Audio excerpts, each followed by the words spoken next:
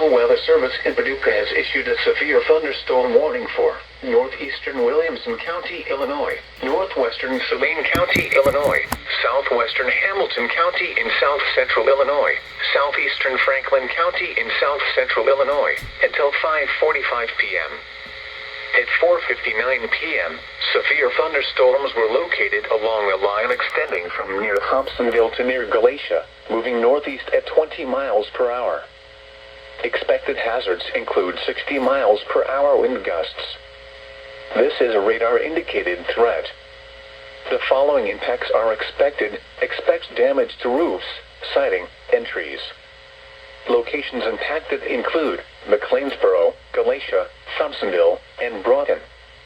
Repeating, a severe thunderstorm warning has been issued until 5:45 p.m. for the following counties in Illinois: Franklin, Hamilton, Saline, and Williamson.